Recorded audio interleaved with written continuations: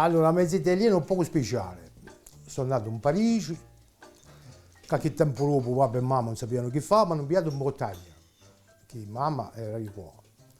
Qua a Merci, Milano, con la zia che mi hanno tenuto. Nel frattempo è nato il mio fratello, che hai conosciuto, e tanto sono portato in Parigi.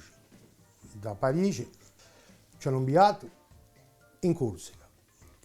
E chi è mamma che ci ha arrivato.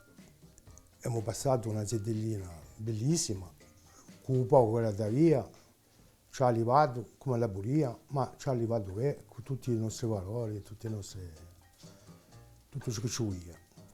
Ecco.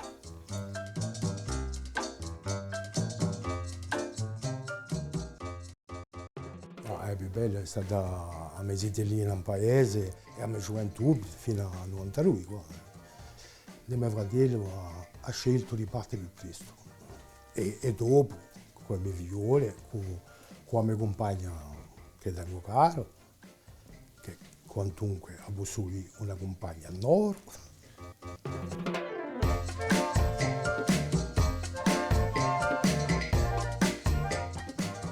Non è regretto nulla, ma per me è la più bella annuncio.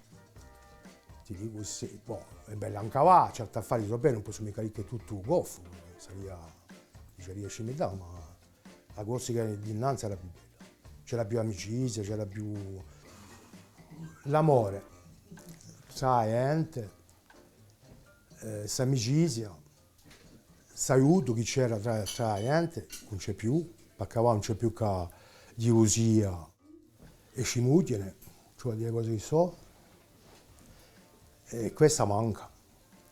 C'era più valore, c'era di più, la gente si aiutava, cose che a quasi difficile a trovare.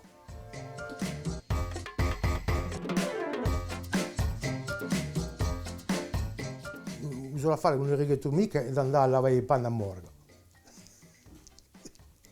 Perché come mamma era sola, già arrivato sola, e tante macchine a lavare non esistevano mica, allora ci voleva andare a lavare i panni a morga che lo fosse caldo o che lo fosse cattivo tempo.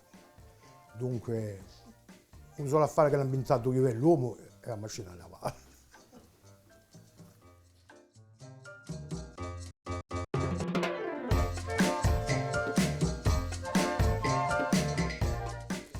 Consiglio, non è mica dato, è poco per me consigli, ma i giovani riflettono, boh, so che c'è una gioventù che è capace di riflettere, di fare ciò che si può fare, ma ci va più in mano, che non ci sia un meno... È lo soldo che tomba la gente, lo soldo.